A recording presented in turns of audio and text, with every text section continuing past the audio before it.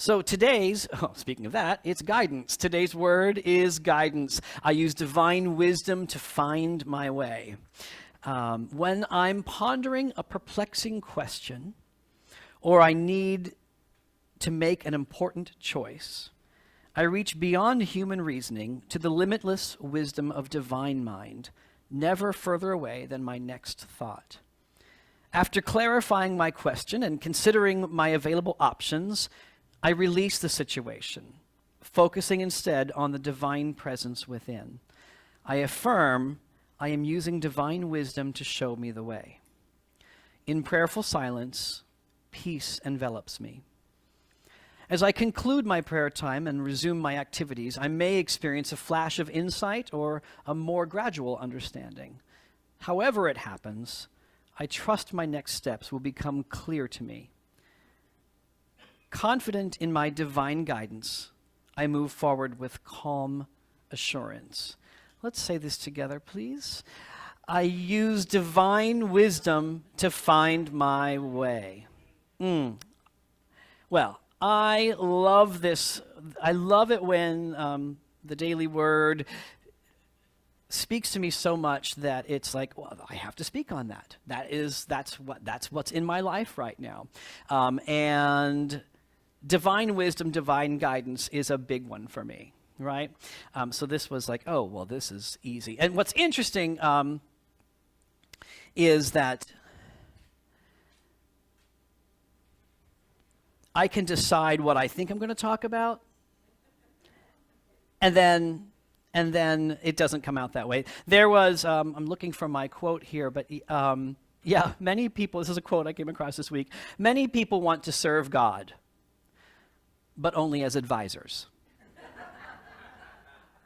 So I advised God, Spirit, earlier this week, that I was going to talk about a certain topic, that I was going to talk using the book by Eric Butterworth as my thing, but God, Spirit, advised me differently and said, oh, no, you'll eat what I put in front of you.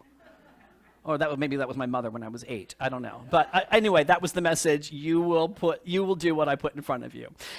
So we're not talking about Eric Butterworth or anything in his book today, but we've got some other really, really good stuff. By the way, hello, darkness, my old friend.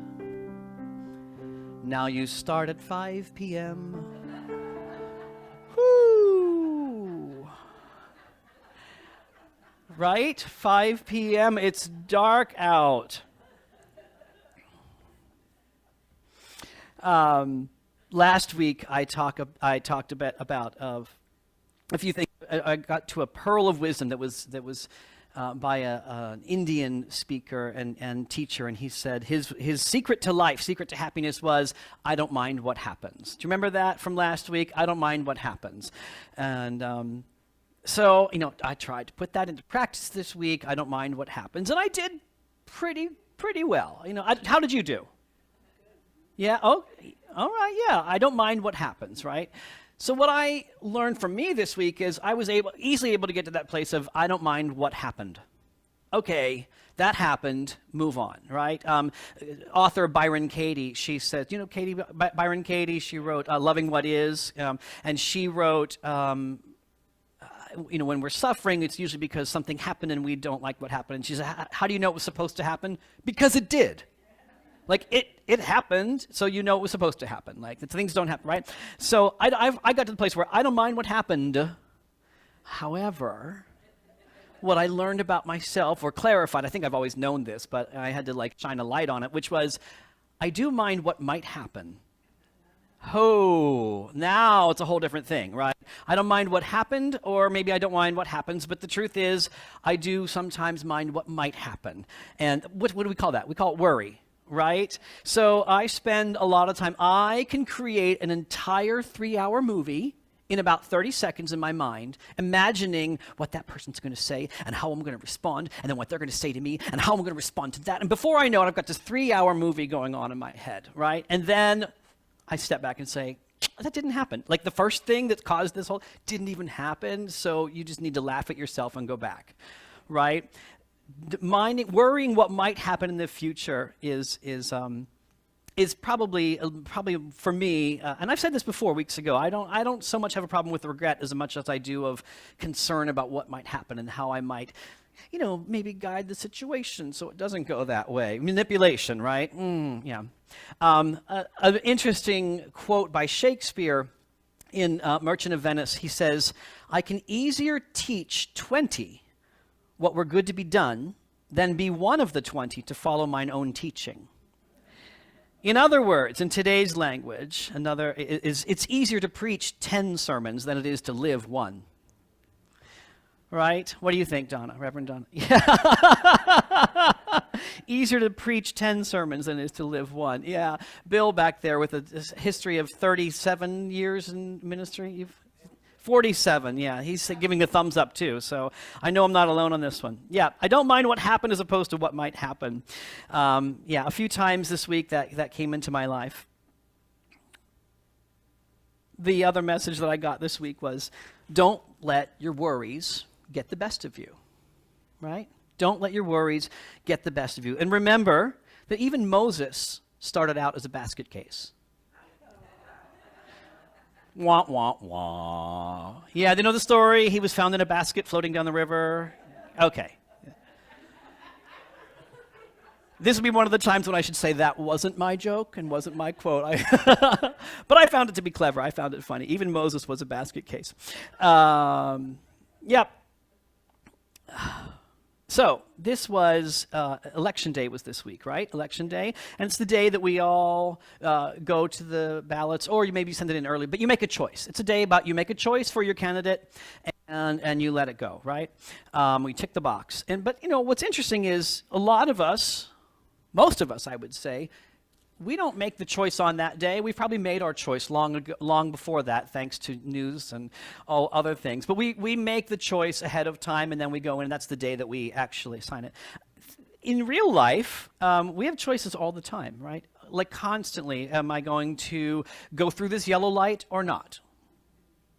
Am I going to take this phone call or not? Right? There are all kinds of choices that we go through on a daily basis. Some of them are inconsequential, some of them are pretty big. Several years ago, I wrote a song called Discern and Decide. In the bridge of that song, it says, is it yes or no? Should I stay or go? Should I stay at this party or should I go home? Should I stay in this home or this living situation or should I go? Should I stay at this job or at this relationship or at this church or should I go?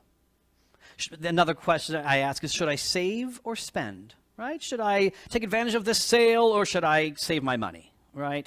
Should I ignore or defend? What if someone insults me or says something unkind or unfair? Do I ignore them or do I defend myself or defend myself? Or if it's someone that I care about and they are being hurt, do I stand up for them and defend them or do I ignore the situation and let peace take over? These are questions. These are choices we make. Should I give or receive? Should I doubt or believe? Doubt or believe. Opinions. News stories, conspiracy theories, medical advice. Do I believe my doctor, or am I getting something? Religious teachings. Do I believe the messages I heard at one point, or do I challenge them? What? So these are questions we all come up with all the time. And I finished that bridge of the song saying, with wisdom as my guide, the answer's right inside.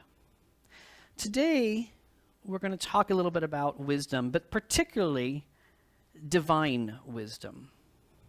Divine wisdom. 12 powers. We've heard about the 12 powers, right? If you're unity-based, you probably have heard about the 12 powers, also known as the 12 gifts. And I think even at Christmas time, historically, here you guys have spent time with the 12 powers. One of the 12 powers, when I was serving a church several years ago, the minister I was serving with, Reverend Rose Witham, she was giving talks on the 12 powers, and I was writing music and doing music for the church, and the power was going to be the power of judgment. Well, roadblock for me, because the last thing I want to experience as a young, awkward gay boy growing up was judgment, right? I did not want judgment in my life. I had enough of that, no interest in that. What was judgment? I had to look it up. I had to figure out what is judgment. And I realized that what they were talking about was not that kind of judgment, so I got to let go of that word. But what I got to experience was judgment as discernment, right? In William Warch's book, which is a book that I studied the 12 Powers with, and this book is in your library here, but this is a book that was recommended to me when I was studying the 12 Powers years ago. And judgment, and in some newer books, again, call it discernment or wisdom. So there are different ways to say this power, but judgment is my ability to discern, evaluate, and make decisions. Judgment allows divine wisdom to flow through me. Judgment has two functions: drawing upon spirit for guidance and conclusion making. And there's a lot more here. I'm not going to read the whole chapter to you, but that is judgment slash wisdom slash discernment slash guidance, which we just heard about from our daily word. Yeah. Oxford Dictionary defines discernment as perception in the absence of judgment. Perception in the absence of judgment, right? With a view toward obtaining spiritual guidance and understanding. Hey, that's from Oxford. That's pretty good, right? Right? Perception in the absence of judgment with a view toward obtaining spiritual guidance and understanding. Unity minister and author Winifred Wilkinson Hausman. She, 1922 to 2012. She was ordained in 1958. She served for several decades in Ohio. She and her husband. And she also wrote several books for Unity. And she writes, "We cannot afford to allow ourselves to be caught up in judging according to appearances, or making decisions based simply on intellectual knowledge, or accepting limiting concepts constantly presented to us by the worldly viewpoint." Now, that's a lot of words, right?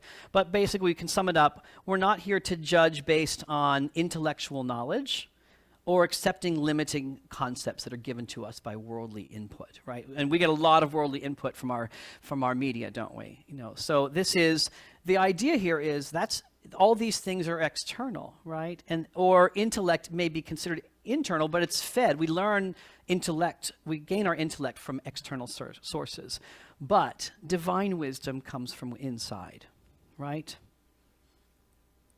Reverend Josie visited us a couple weeks ago, and do you remember Reverend Josie? She was here 2 weeks ago, and she, one of her stories to me, she told it to me in a personal conversation, and then she said it up here again that day. She said, you've got to follow your heart. People going around thinking and following their head. She said, you got to follow your heart. She said, your head will tell you to go jump off a cliff. Your heart will never tell you that. Your head will make you do crazy things sometimes, right? But your heart will never make you do crazy things.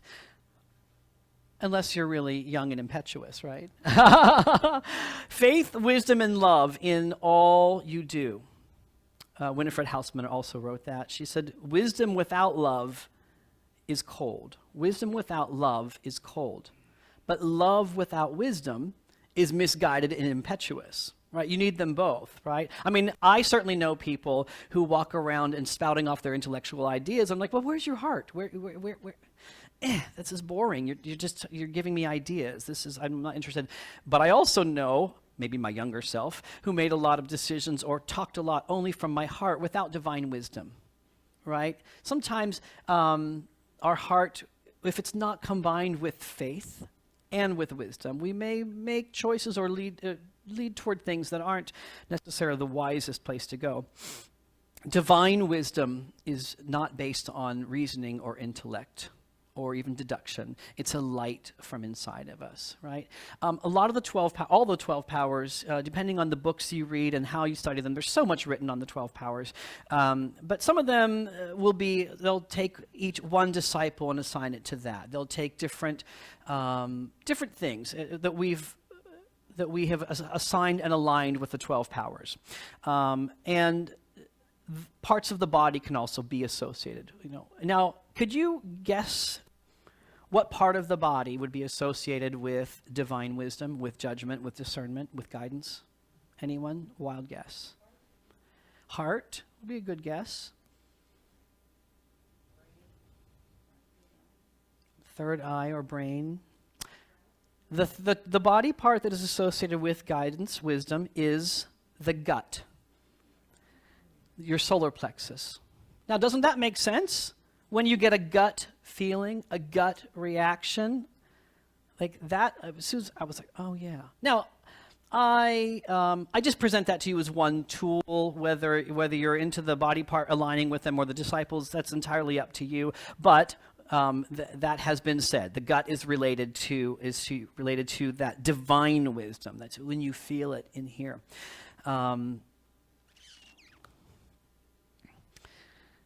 Divine wisdom, not based on reasoning. It's a light within us that shines the way. How many times do we wander around in the darkness, right? How many times? I spent a couple of days this week. I took a little trip up to Whistler.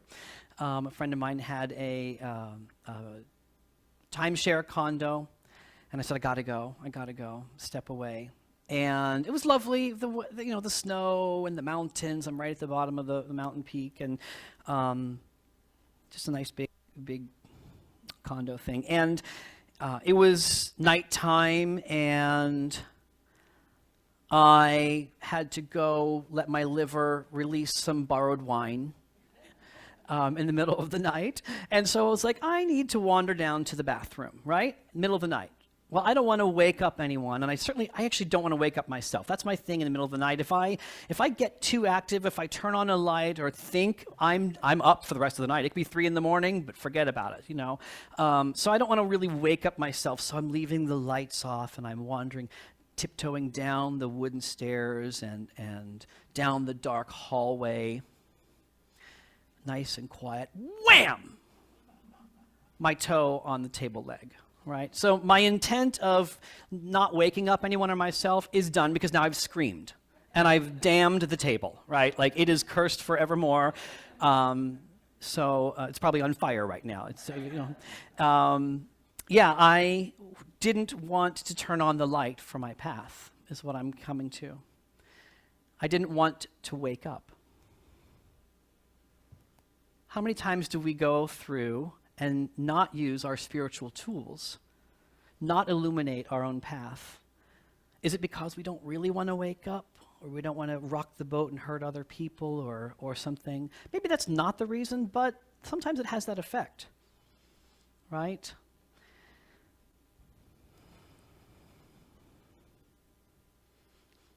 Spiritual tools like divine wisdom, they will illuminate our path. And they will help to guide us and our decisions. And they might even save our toes. Reverend Bronte Colbert offered up this prayer, and I want to offer it to you as well. Just come with me for a minute.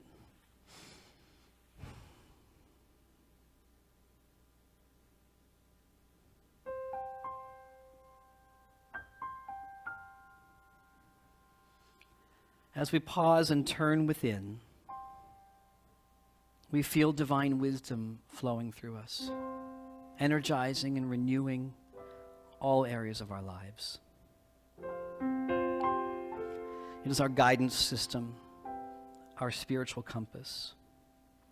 We apply this inner wisdom to the decisions we make, the words we choose, the ideas and beliefs we hold in our minds. We trust in divine guidance and wisdom. It joins with us. It joins our goals and our desires to illuminate the clearest path forward. We're blessed to have this core of wisdom for our decision making. And because of that, our steps are clear. They're in order. And our thoughts rise to new heights.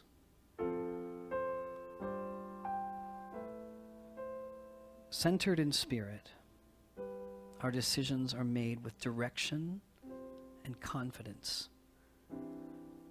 we are clearly and purposefully guided to that which is ours to do. And if you'll affirm with me and repeat after me, if it moves you to do so. My inner wisdom guides me. My inner wisdom guides me to the right decisions. My inner wisdom guides me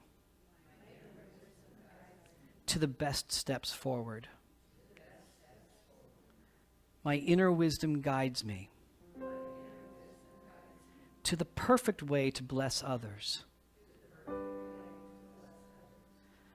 My inner wisdom guides my words and actions.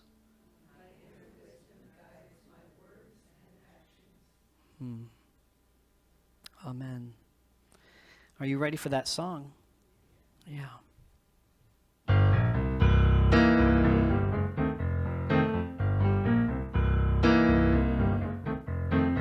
Sometimes I feel conflicted. Sometimes I feel so lost. How do I maximize the outcome while I minimize the cost? How do I choose between this or that? How do I make the right choice?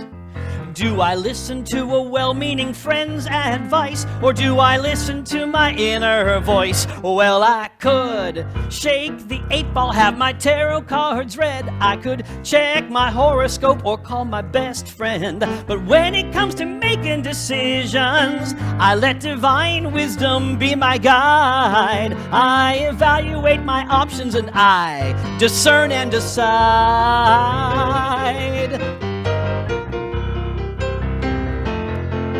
Sometimes my head says one thing, and then my heart says another.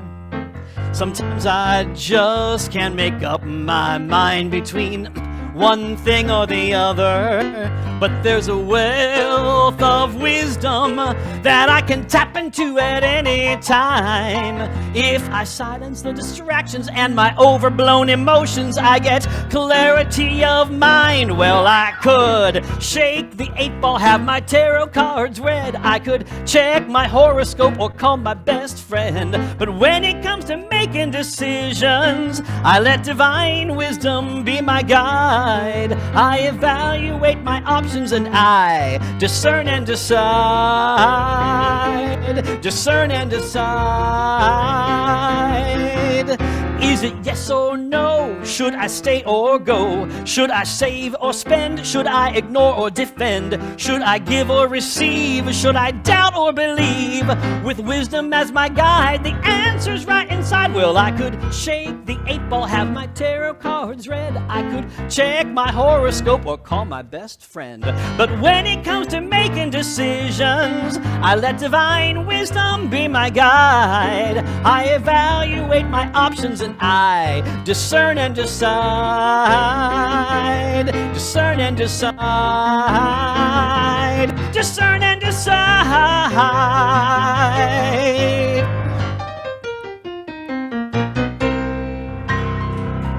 Yeah.